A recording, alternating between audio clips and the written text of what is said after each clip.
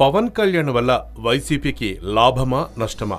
Pawan Kalyan party Janasena serious గా రాజకీయాలకు ప్రవేశిస్తే తమకు నష్టమనే జగన్ పార్టీ నాయకులు అంటున్నారు. 2009 ఎన్నికలకు ముందు చిరంజీవి ప్రారంభించిన ప్రజారాజ్యం పార్టీ వల్ల టీడీపీకి నష్టం జరిగింది.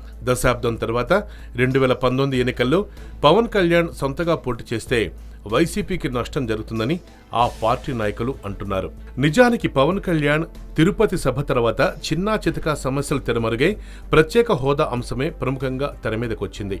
కాపు ఉద్యమం ద్వారా ఎదగాలి అనుకుంటున్న ముద్రగడ పద్మనాభం వంటి వారికి కూడా పవన్ కళ్యాణ్ ఒక రకంగా సవాల్గా మారారు. అత్యంత జనాకర్షణ శక్తి ఉన్న పవన్ కళ్యాణ్ ముందు ముద్రగడ లాంటి వాళ్లు నిలబడటం కష్టమే అంటున్నారు విశ్లేషకులు.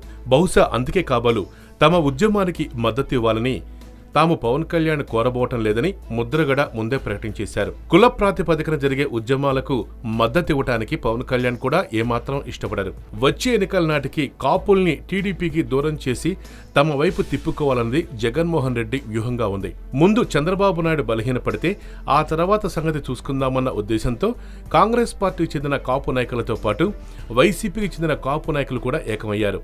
ఈ నేపథ్యంలో ఇకపై తాను రాజకీయాల్లో క్రియాశీలకంగా వ్యవహరిస్తానని పవన్ కళ్యాణ్ ప్రకటించడంతో జగన్ అండ్ కోకు మిగుడు పట్టం లేదు.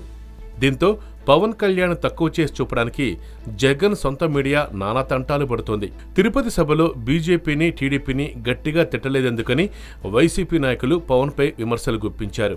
ఏ వ్యూహం లేకుండా తమదైన ఎజెండాతో ముందుకు సాగుతున్న వైఎస్ఆర్ కాంగ్రెస్ పార్టీకి ముందు కాపు ఉద్యమానికి సంబంధించి ప్రేక్షక పాత్రకే పరిమితమయ్యే అవకాశాలు కనబడుతున్నాయి.